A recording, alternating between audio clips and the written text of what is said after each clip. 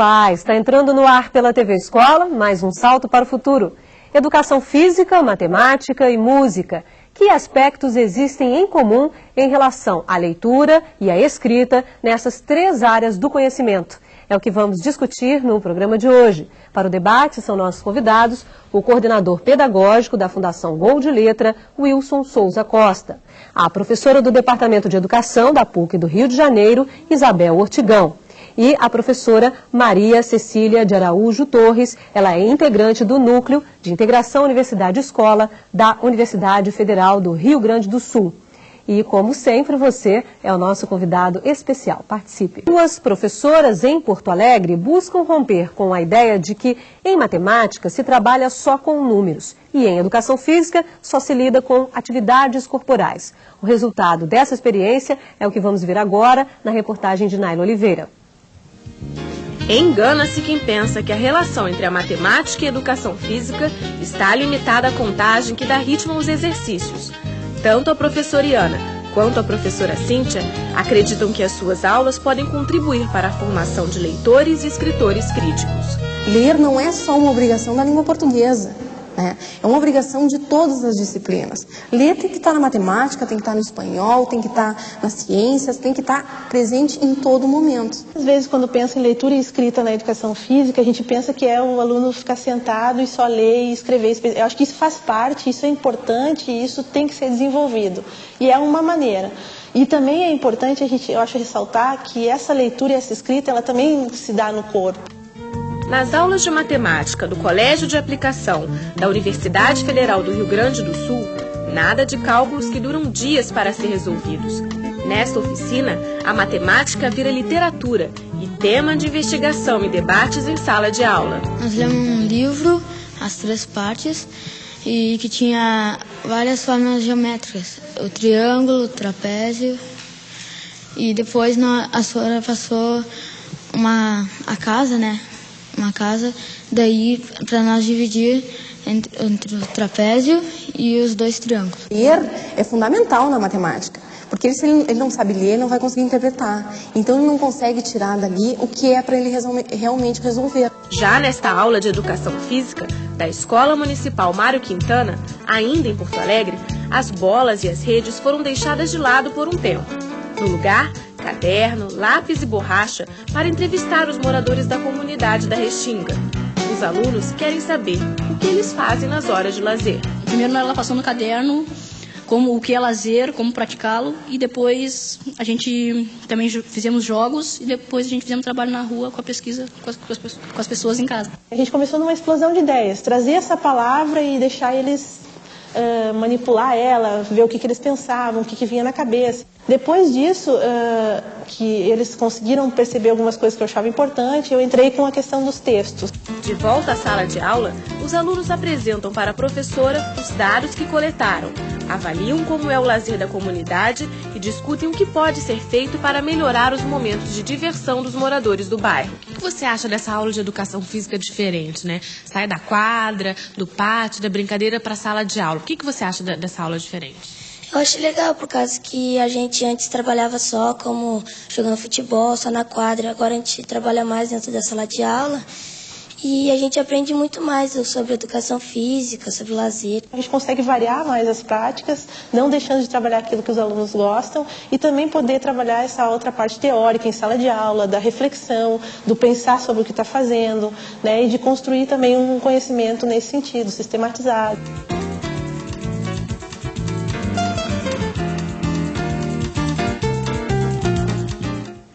Ok, professor Wilson, qual é o significado de uma atividade como essa, de um trabalho, na verdade não só uma atividade, mas um trabalho como esse, na formação desse leitor e desse escritor e no entendimento desse aluno também do que é educação física, né? O que isso representa nesse olhar do aluno, para esse olhar do aluno?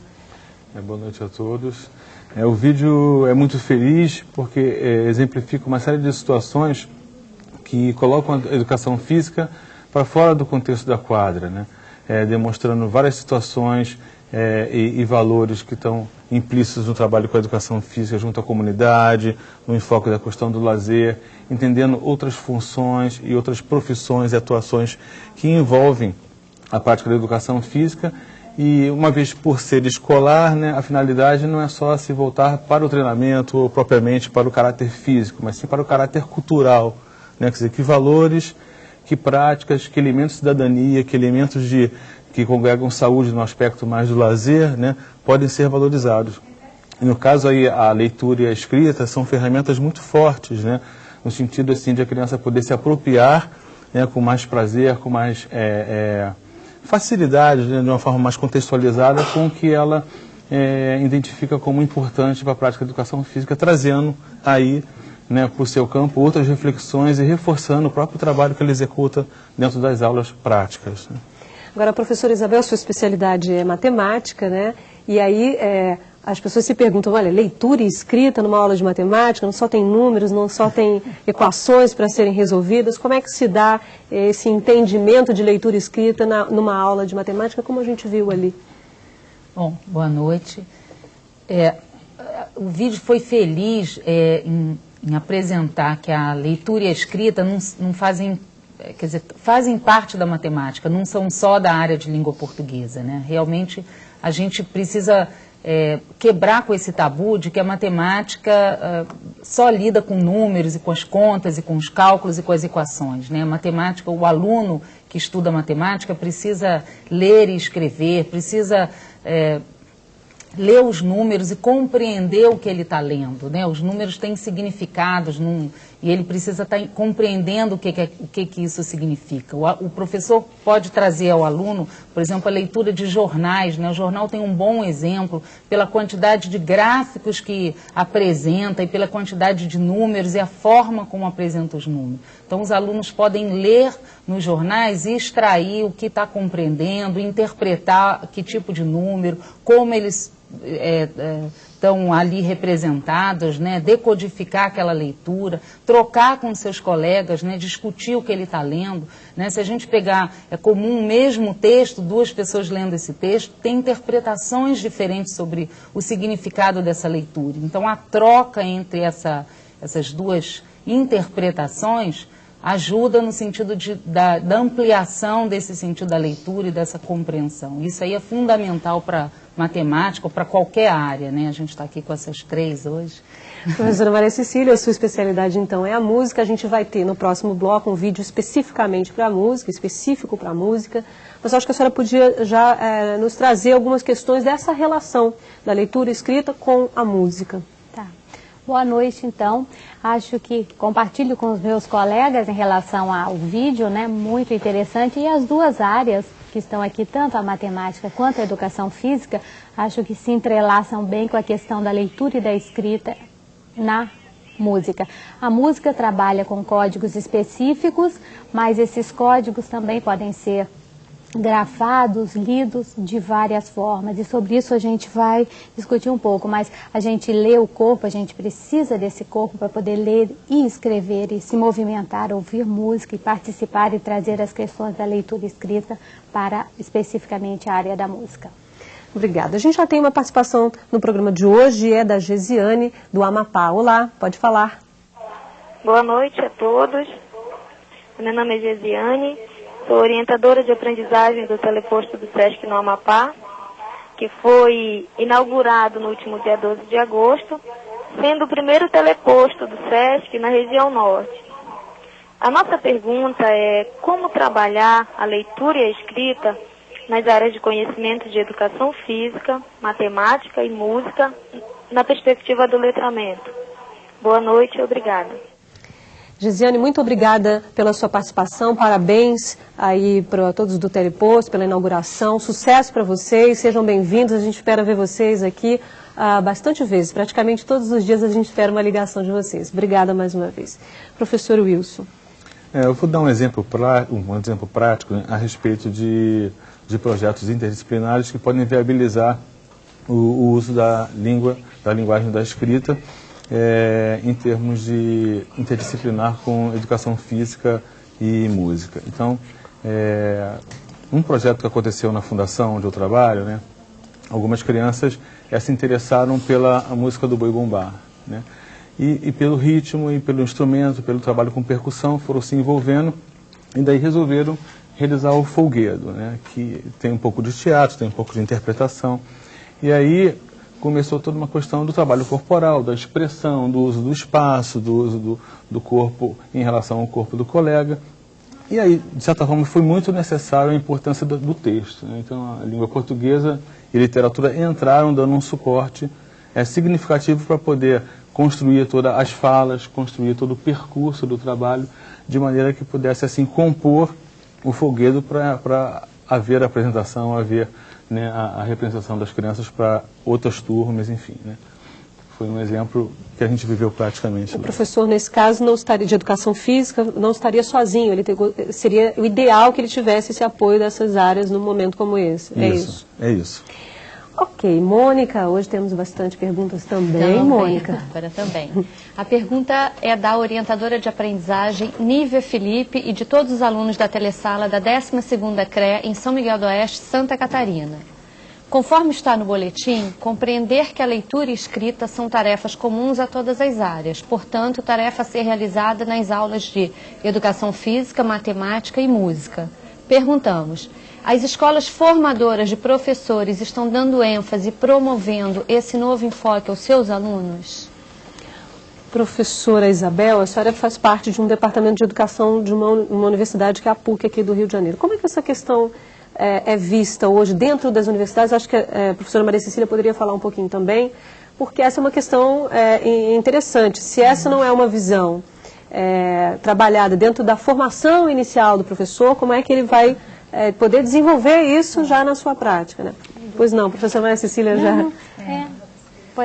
Fique à vontade. No caso, por exemplo, da PUC, né, nós temos esse ano começou um projeto até de parceria entre a universidade e a escola, onde os alunos do Departamento de Educação vão fazer um estágio na escola e aí estão tendo contato com as crianças, com os alunos, como que os professores lidam, né, com as suas disciplinas e lidam com a prática de sala de aula. E a gente tem discutido muito nesse sentido da formação da leitura, né? Eu acho que a gente tem assim, alguns projetos, a possibilidade dos alunos participarem de pesquisa, né? E está discutindo a formação do professor dentro da própria escola também, né?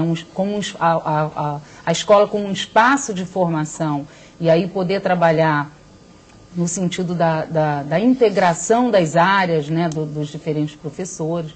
Então, acho que muitos projetos nas universidades, a própria reformulação do currículo, do curso de pedagogia, né, das licenciaturas, tem sido nessa direção dessa articulação.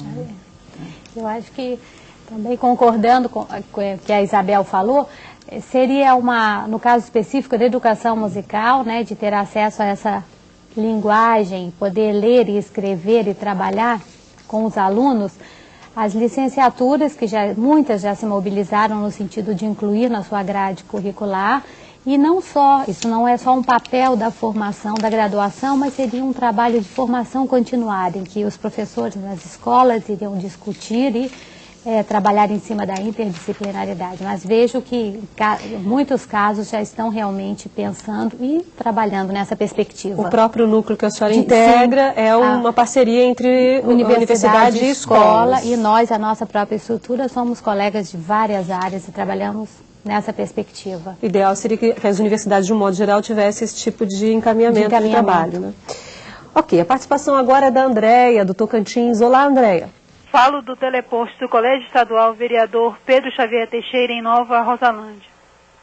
Ao aplicarmos uma prova de matemática para determinada turma, alguns alunos, apesar de terem feito os cálculos corretamente, ao responderem o problema, tiveram erros de português.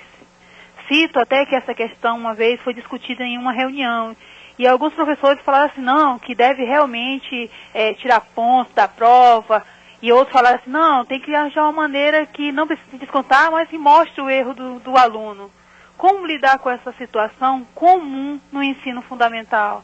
Boa noite e obrigada. Obrigada, Andréia, pela sua participação. Você também tem estado com a gente aqui quase todos os dias nessa série. Muito obrigada. Professora Isabel, tirar ou não tirar ponto?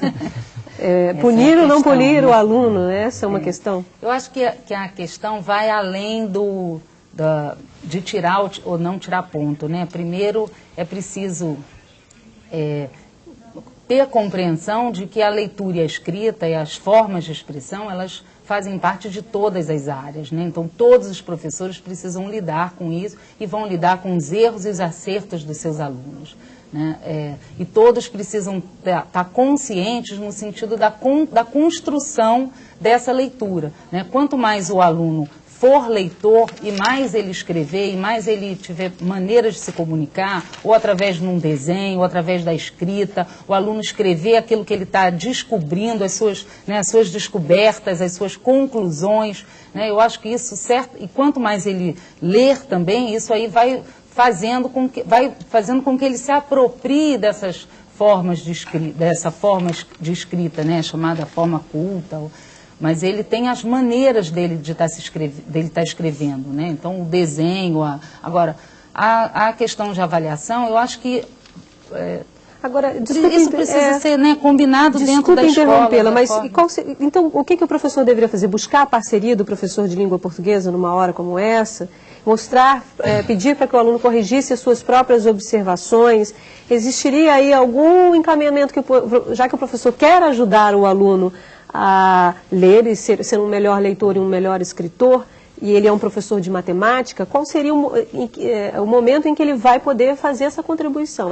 Buscando a parceria com a língua portuguesa? Eu acho que ele pode buscar a parceria com a língua portuguesa, isso seria um caminho, né? Mas ele não pode, nessa parceria, entender que a área dele, o professor de matemática, não, que ele também precisa estar fazendo as correções do aluno, né? Chamar atenção, ou pedir para o aluno reescrever, chamar atenção para o erro que ele cometeu. Quer dizer, o professor precisa tomar também, como sendo da parte da sua área específica, da sua área de trabalho, o lidar com a língua, com a leitura e com a escrita. Tá certo. A gente tem participações aí, Mônica? A participação agora é da Elizabeth Pereira, do teleposto do SESC aqui de Ramos. Como poderemos construir um espaço de mediação de leituras e escritas dentro da sala de aula que venha ampliar conceitos e promover o crescimento do aluno, pessoal do aluno? Professor Wilson? Bom, apesar de ser dentro da sala de aula, né? E como a gente também viu no vídeo, né, várias situações que foram de trabalho especificamente de educação física dentro da sala de aula, eu acho que a cultura letrada ela está presente o tempo inteiro, né, no universo da criança, né?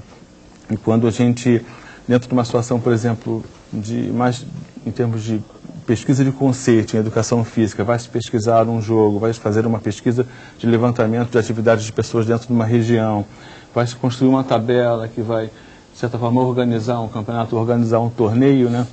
É parte, né, do processo, né, a construção conjunta, educador e criança, no sentido assim, de como ela está lendo essa informação, de como ela está representando essa informação, né? Então, acho que é nessa passagem que a criança já compreende que ela consegue representar e registrar, que está o tempo inteiro a nossa referência, né? Então, como você ia colocando em certo momento, vale muito da escola, como se apropria desse espaço, né? Se é um espaço de prova, tudo bem que você tenha lá a quantificação, a nota, né, o valor que a criança conseguiu desenvolver. Mas, ao mesmo tempo, tem essa interferência próxima, né, com um afeto que não cobre tanto a criança e viabilize ela construir, né, com tranquilidade esse universo de representação pela leitura e pela escrita também. Eu posso dar um Pode, exemplo? claro. Por exemplo, o professor pode fazer um trabalho, né, eu gosto muito desse exemplo, de realizar uma pesquisa com seus alunos. Então, na pesquisa, você tem a escolha do tema, a montagem a leitura, né, a montagem do questionário, né, os alunos podem fazer uma pesquisa sobre o gosto de música da escola, né, qual é a preferência musical dos alunos. Então, você tem toda uma elaboração do questionário, a realização do questionário, a tabulação, o estudo sobre os estilos de músicas, né, quais os significados dele, depois a organização de todo esse trabalho para poder apresentar para o restante da escola, né, o estudo dos gráficos, as tabelas, né. Então, acho que esse trabalho com pesquisa, né, pesquisa de opinião, ele é bastante interessante e favorece essa interdisciplinaridade e esse trabalho todo né, ou da matemática, ou com as áreas todas que foram na escola, né? Ok, a Gisele aqui do Rio de Janeiro participa agora do programa. Olá, Gisele. Boa noite, Gisele do Teleposto do Colégio Estadual Dr. Arthur Vargas, em Angra dos Reis. A pergunta dos nossos cursistas aqui, alunas do Formação de Professores e professores aqui do município, é a seguinte: o boletim nos mostra que na educação física é comum que o professor oriente seu trabalho considerando o aluno como máquina capaz de rendimentos cada vez mais altos. O aluno responde e até produz alguns resultados esperados, mas ele é muito mais do que isto. Concordamos plenamente, pois, infelizmente, é o que mais assistimos em nossa realidade. O que fazer para conscientizar esses professores a repensar, modificar esta prática que já vem acontecendo há muito tempo? Obrigada e boa noite. Obrigada, Gisele, pela sua participação.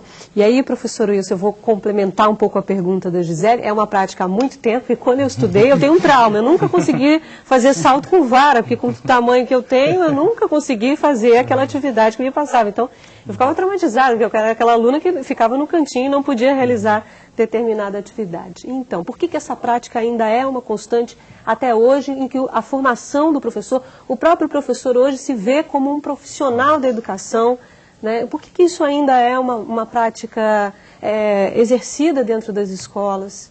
Existe uma tradição, né? Assim, existem correntes que ainda estão presentes na prática da educação física, né? O próprio nome físico, né, que remete mais ao orgânico, é diferente quando você coloca a educação corporal, né, ou cultura corporal de movimento, que é uma abordagem presente nos parâmetros curriculares nacionais, né, que enfoca o esporte como uma das práticas de atividade corporal, além dos jogos, das brincadeiras, da recreação diversificada. Então, assim, é importante ressaltar que quando você trabalha na escola, você tem 1 ou 2 tempos semanais de 50 minutos, 45 minutos para desenvolver o trabalho com a criança, né? Jamais com esse tempo, né, você vai conseguir desenvolver um trabalho esportivo, de performance, né, que se dedique ao gesto, né? Esse tempo é muito mais, ele pode ser muito melhor aproveitado se forem desenvolvidas situações lúdicas, né, onde o prazer ressalte mais do que o esforço, do que o rendimento, do aprimoramento do gesto técnico, né? Onde a gente possa fazer essas felizes integrações entre as áreas, né, que podem promover para a criança um olhar mais geral sobre cultura corporal de movimento. Ok, bom, no próximo bloco vamos ver e ouvir o trabalho dos alunos da Escola Santa Rosa de Lima, em Porto Alegre, com arranjos musicais. Até já. Os alunos da Escola Santa Rosa de Lima, em Porto Alegre, pegaram uma carruagem e resolveram reformulá-la. A música Carruagem de Fogo ganhou arranjo diferente do original. Aqui na Escola Santa Rosa de Lima, em Porto Alegre, os alunos tornam-se flautistas, percussionistas, maestros e arranjadores. Hoje é dia de ensaio na aula de música, mas o trabalho começou muito antes. Primeiro, os alunos ouviram a música Carruagem de Fogo. Depois, eles se dividiram em grupos e escolheram os instrumentos. A missão? Criar um arranjo novo para a música de Vangelis.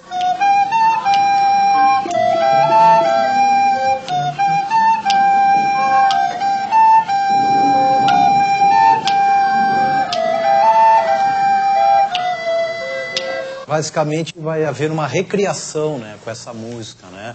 Eles vão vestir a música de novo, né? Porque aí trabalha a liberdade de criação dos alunos. Nesta aula, os alunos estão se dedicando aos ensaios dos arranjos criados.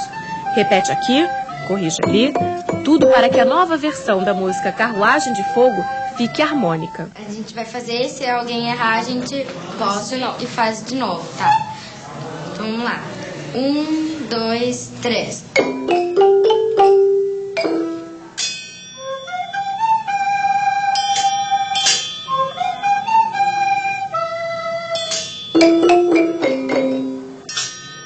Entra todo o conhecimento que eles têm de improvisação, né? De acrescentar elementos novos, né? E também de poder escrever isso, né? Para eles poderem recorrer no caso deles precisarem. Os alunos registram suas composições. Assim, eles acompanham na partitura os momentos em que devem tocar cada instrumento. Na escrita de um texto, a gente tem que ter começo, meio e fim. Na música também, a gente tem que ter começo, meio e fim, né? Agora, escrever uma partitura requer um mínimo de estratégia, que é uma linguagem das notas musicais. Eles escrevem ou de uma forma convencional ou de uma forma, pode ser uma escrita que eles criam ali na hora, né? Então, às vezes, numa partitura pode aparecer desenhado até o instrumento que eles estão trabalhando. Ou seja, naquele determinado trecho vai entrar aquele instrumento ali que está sendo tocado por um determinado aluno, né? Então, existe também uma liberdade de eles trabalharem, de eles fazerem a partitura, né? Uma coisa formal na linguagem musical, aquela acadêmica. Não foi tão difícil assim, que a gente já tinha aprendido um pouco no ano passado, no ano retrasado, e o professor ajudou a gente também. Tem gente que ainda tem um pouco de dificuldade, mas agora está melhorando. As aulas de música fazem parte do currículo da Escola Santa Rosa de Lima desde as primeiras séries do ensino fundamental. Além disso, os alunos podem contar com várias oficinas de instrumentos e voz. Mas para a coordenadora de música da escola, é possível trabalhar com diferentes estilos musicais, ainda que não haja uma infraestrutura pronta. A criação do professor em sala de aula é fundamental, é mais importante do que ter uma sala qualificada, uma sala boa, né? Quer dizer, se eu tenho a minha voz, que é o meu primeiro instrumento, que está dentro de mim, se eu tenho todas as percussões que o meu corpo pode fazer, isso já é um excelente trabalho, né? Um trabalho de sonoridade que o corpo da gente pode fazer. Eu posso usar blocos de madeira, eu posso usar pedaços de metal para fazer música.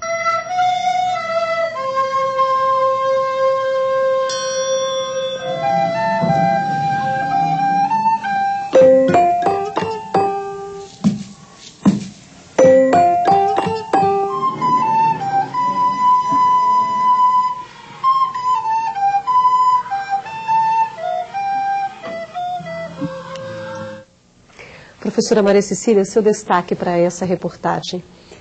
Eu acho que o vídeo mostra realmente a situação muito interessante do ler e escrever em música usando a linguagem e os símbolos específicos.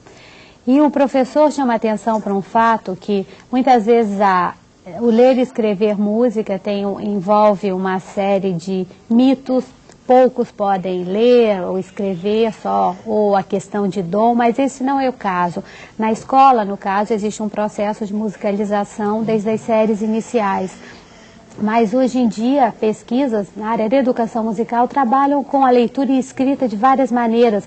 A leitura e escrita usando símbolos icônicos, a leitura e escrita associando, como o professor falou, a fonte sonora, o instrumento que produziu, ou o som com a boca, o som corporal, e a leitura e escrita tradicional com a fixação da altura de notas, ou na chamada pauta musical, ou pentagrama. Então existem múltiplas formas de grafar, de ler e de escrever, e não só aquela tradicional ligada à cultura da música europeia do século XIX. E que muita gente tem, como a senhora disse, tem um mito de que é muito difícil aprender uma partitura tradicional como aquela que a gente viu atrás ali do professor, não é isso? A participação agora é da Elisângela aqui do Rio de Janeiro. Olá, Elisângela. Olá, Bá. Primeiramente, gostaria de desejar boa noite para você e aos especialistas.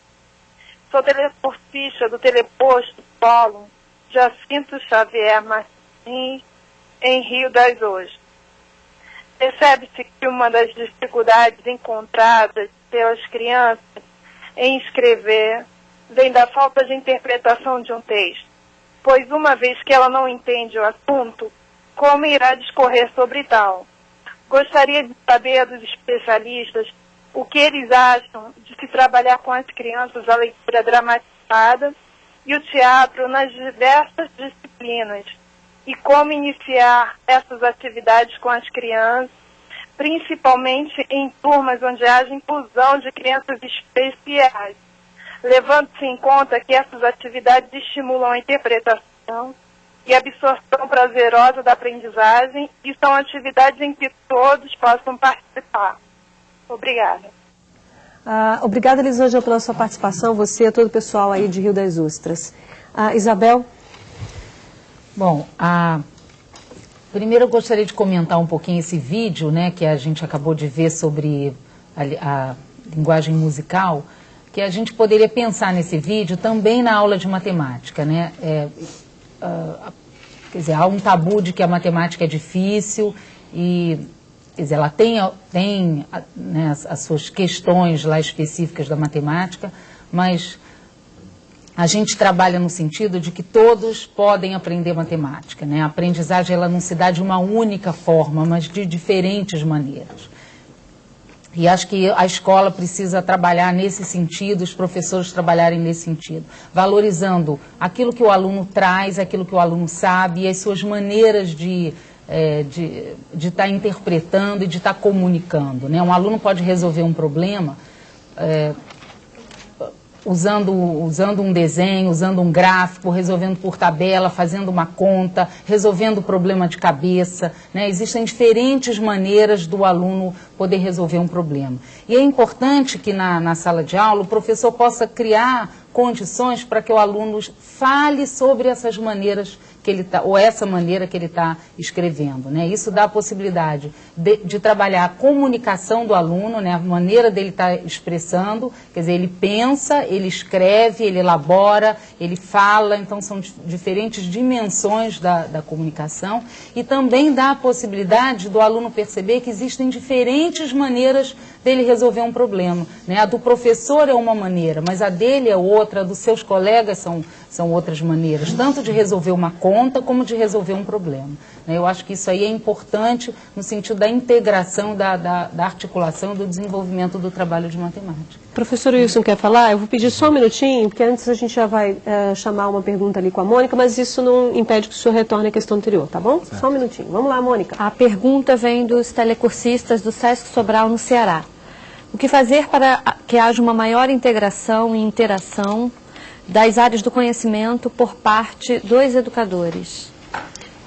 Por favor, o senhor quer voltar um pouquinho à questão anterior, que era a questão da Elisângela ela falou ali em dificuldade de interpretação. E ela falou também em atividades de dramatização, de representação. Exatamente. Né? Assim, acho que quando a gente vai lançar a mão, né, da leitura da escrita em outras áreas, né, principalmente áreas que trabalham com movimento e com a expressão, é importante que o contexto ele seja muito significativo, que ele seja um contexto forte. Né? Então, por exemplo, vamos imaginar uma criança de 6, 7 anos brincando de faz de conta, que ela é um super-herói, ou que ela é a mãe, ou que é o pai, ou que ela é o bebê.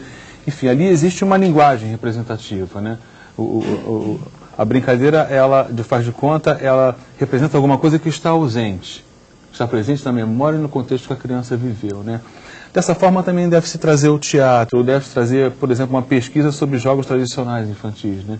Vai-se fazer uma pesquisa sobre o peão, uma pesquisa sobre quando surgiu o pique-esconde, o pique-pega, né? E outros tipos de jogos que estão presentes na nossa cultura e que são fundamentais de serem conhecidos, porque quando você vai pesquisar, você identifica uma série de fatores importantes no contexto histórico, no contexto social. Então, assim, acho que o contexto tem que ser forte, ele tem que ser compartilhado com o grupo, né? Aí a questão da leitura da escrita vem a reboque, né? Eles vão fazer isso com prazer, vão fazer de uma forma mais espontânea, né? Agora, o Sesc Sobral pergunta, né, para a gente não esquecer a pergunta lá do Sesc Sobral, dessa integração. Me parece que há uma preocupação por parte dos professores, porque essa já é a segunda pergunta do dia, nesse sentido, dessa integração dessas áreas. Vocês hoje são especialistas de 3 áreas diferentes aqui, falando de um assunto que é a leitura e a escrita. E aí, como é que essas áreas podem trabalhar integradas? A professora Maria Cecília faz parte de um projeto que deu certo, né? Funciona dessa maneira. Vocês são totalmente integrados. E pensando assim, né, na pergunta que ela nos fez, levando para a sala de aula, nas áreas todas do conhecimento que se entrelaçam. Por exemplo, se a gente vai trabalhar com questões do cotidiano, que o aluno nos traz, que a Isabel já falou, ou através de uma dramatização, ou lendo a paisagem sonora, ouvindo os sons, desenhando, representando, ele está trabalhando a questão da audição, da percepção, da grafia e da leitura, integrando artes plásticas, ou a questão da marcação do tempo, integrando a matemática e tantas outras assim. A participação agora é da Nazaré, aqui do Rio de Janeiro. Olá, Nazaré. Boa noite. Teleposto São João de Meriti, CEPAC, A pergunta é da cursista Josiene, da turma 3102 do Instituto de Educação. Já foi comprovado que estudar decorando não leva ao aprendizado. Será que teremos a chance de algum dia os instrumentos de avaliação serem debates, peças teatrais, produção de textos feitos pelos alunos? E ainda, quando o professor pede, escreva o que você entendeu e você escreve, ele tem o direito de discordar daquilo que você escreveu, ou seja, da sua opinião? Obrigada. Obrigada, Nazaré, pela sua participação hoje aqui no programa. Isabel. Esse tema da avaliação é um tema bastante polêmico, né? Eu acho que existe um tabu muito grande de que a avaliação ela está reduzida a prova e teste, né? É preciso que o professor e a escola compreendam que existem diferentes instrumentos de avaliação, né? Então, o professor, a prova e o teste são um desses instrumentos, mas eu posso usar o texto de um aluno, posso usar a dramatização dele, posso usar a fala dele na sala de aula, a participação dele num grupo, trabalhos que ele fizer em sala de aula, trabalhos que ele fizer em casa, né, pesquisas que ele trouxer, né, a maneira dele ler. Então, existem diferentes instrumentos de avaliação que precisam ser considerados, né? A prova e o teste são um desses instrumentos, mas... Agora ela fala ali se o professor pode discordar daquilo que o aluno escreve, ter uma outra opinião, se o aluno pediu para que o aluno escrevesse alguma coisa e o aluno entregou para o professor. Esse professor tem o direito de discordar? Eu acho que primeiro, acho que tem uma questão assim anterior a isso, né? O que o professor está querendo com aquilo que o aluno escreve, né? Eu acho que o objetivo da proposta, do texto, ou do que for programado, né? Ou seja, da redação, precisa estar bem claro para o professor e para o aluno também. Então, quais os critérios, quer dizer, o que o professor quer, o que o aluno precisa ter para escrever, quais os critérios que o professor vai usar para corrigir o trabalho. Eu acho que isso precisa ficar claro, tanto para o aluno como para o professor. Quanto mais claro isso tiver para ambos, acho que isso facilita o trabalho, né? E aí há maneiras de discordar, né? O aluno pode escrever um texto e eu posso até conversar com ele, né?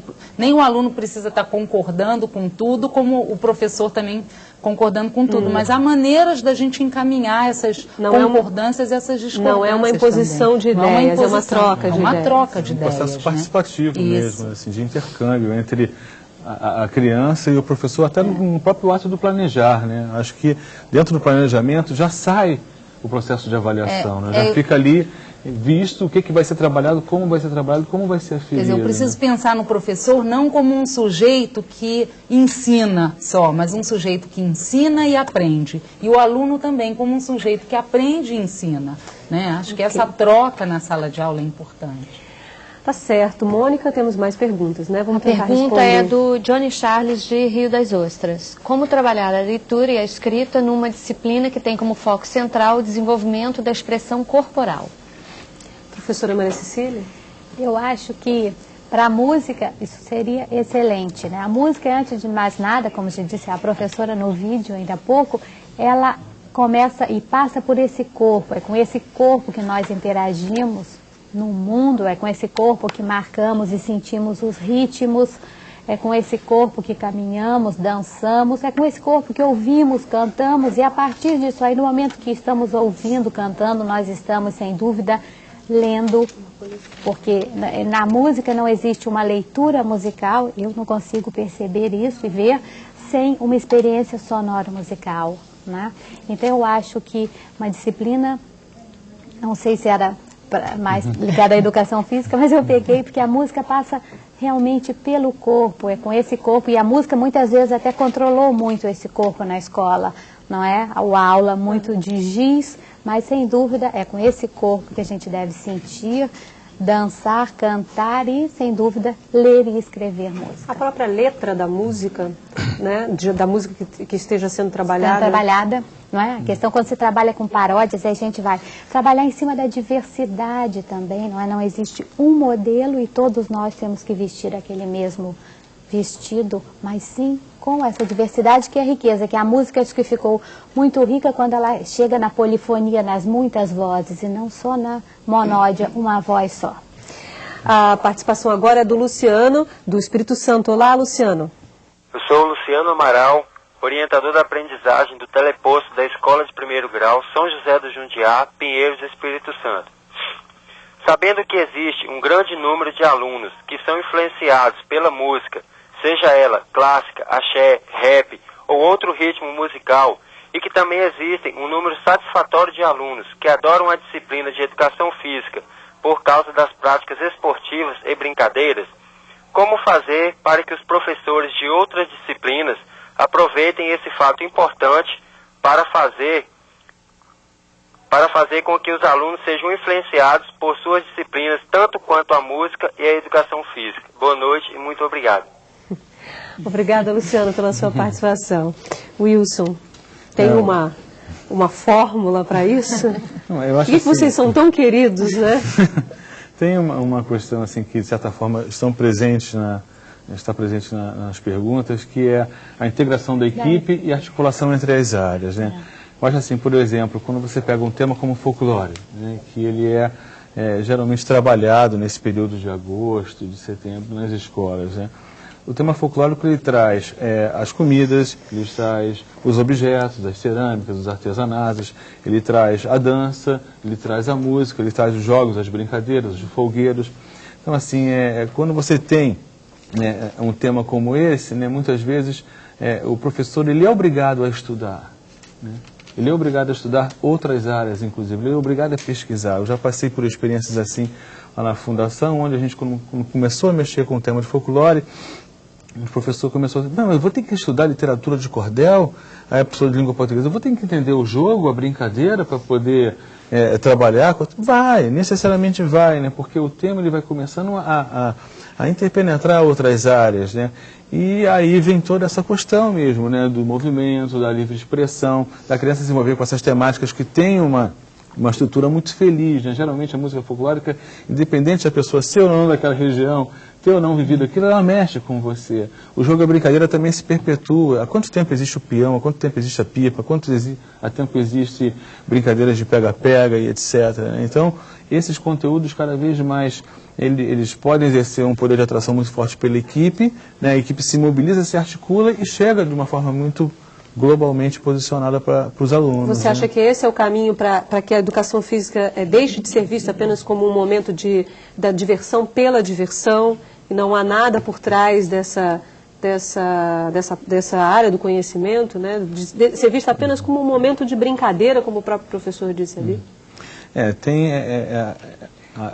O jogo e a brincadeira é impregnado de aspecto lúdico. Mas não é só isso. Mas não é só isso, né? Então, acho que a função da escola, principalmente porque a gente não tem, assim, nos veículos de comunicação, por exemplo, uma preservação oficial desses conteúdos, a escola é esse lugar de perpetuar e de fazer essa cultura. Como? Adaptando ela, contextualizando ela.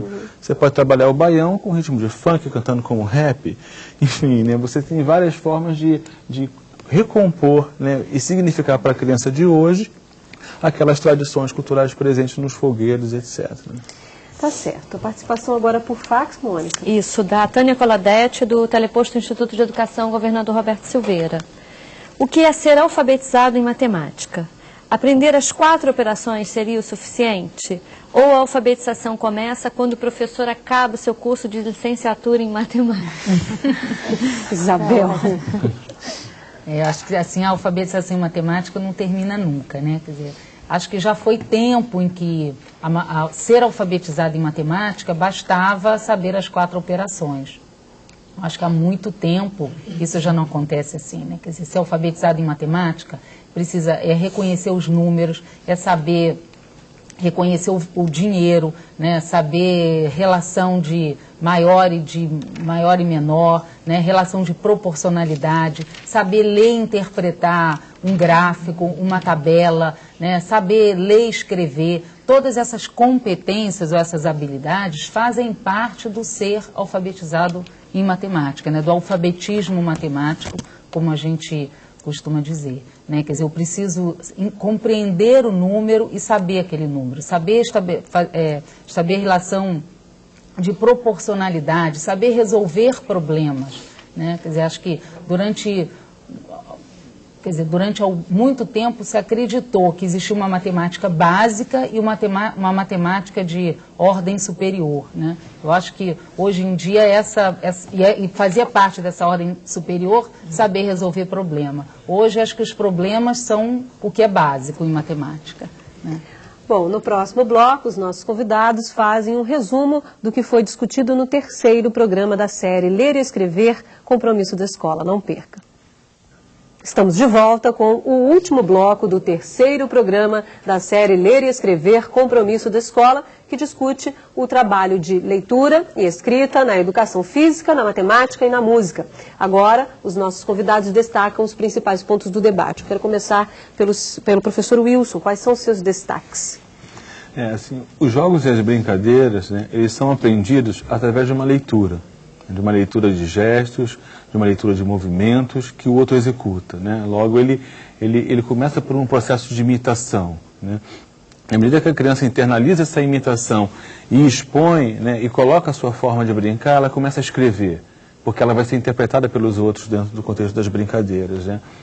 E além dessa forma de aprender o jogo pela interpretação visual, né, também existe a forma de aprender o jogo pela regra, né, que essa regra é transmitida oralmente, né, e também é transmitida pelos livros, né, pelas cartilhas, enfim. Por essa natureza da brincadeira do jogo, né, é fundamental considerar que é um tremendo espaço, é um rico espaço, né, de você poder desdobrar essas ações dentro do ambiente da escola. Ou seja, é fundamental que você extrapole o espaço da prática, né, e leve a criança a desenvolver outros conhecimentos a respeito das tradições, dos porquês, das questões que existem, por exemplo, no esporte, do material esportivo, do rendimento, da estética, do valor da saúde, do valor da alimentação. Tudo isso agregado também à cultura de lazer, né? Acho que é fundamental que a criança, aos poucos, consiga começar a internalizar essas informações para que ela se torne um reprodutor dessa cultura, né? Uma cultura estética e ética pelo prazer do lúdico. Obrigada, professor. Professora Isabel. Eu acho que o destaque do programa de hoje é a gente quer dizer, ter a compreensão, interiorizar nesse sentido, né, de que a leitura e a escrita precisam fazer parte de todas as áreas, né?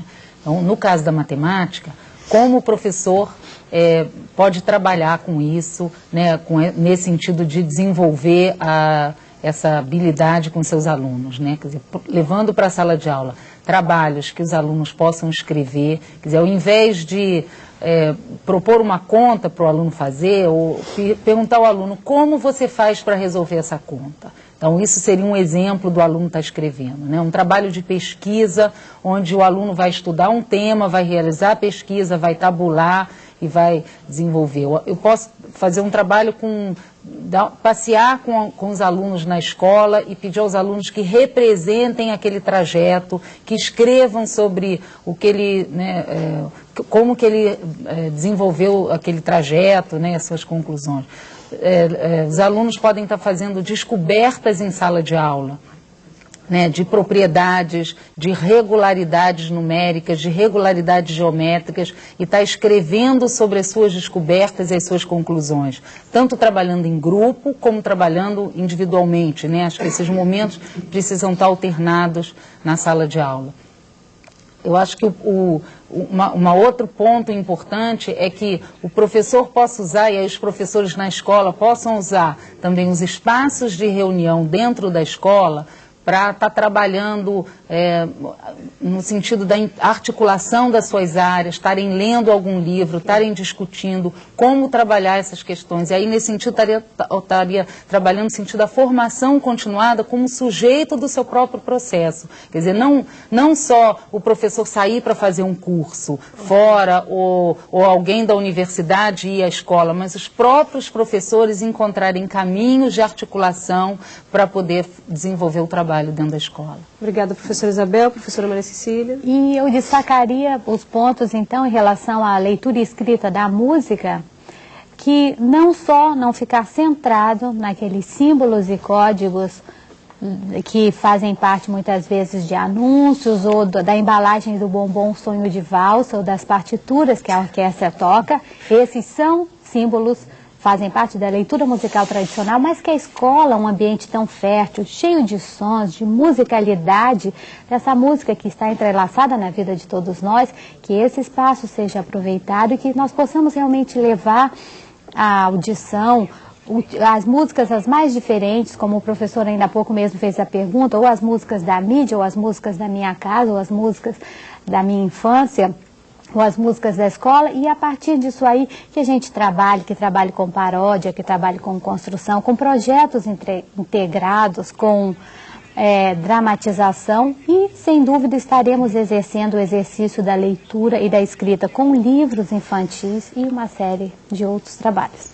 O programa de hoje chegou ao fim. Eu quero agradecer as presenças do Wilson Souza Costa, coordenador pedagógico da Fundação Gol de Letra, da Isabel Ortigão, professora do Departamento de Educação da PUC do Rio de Janeiro, e da Maria Cecília de Araújo Torres, professora do Núcleo de Integração Universidade e Escola da Universidade Federal do Rio Grande do Sul.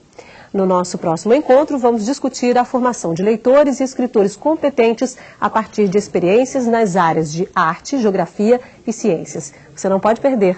Salto para o Futuro, há 10 anos acompanhando a educação brasileira.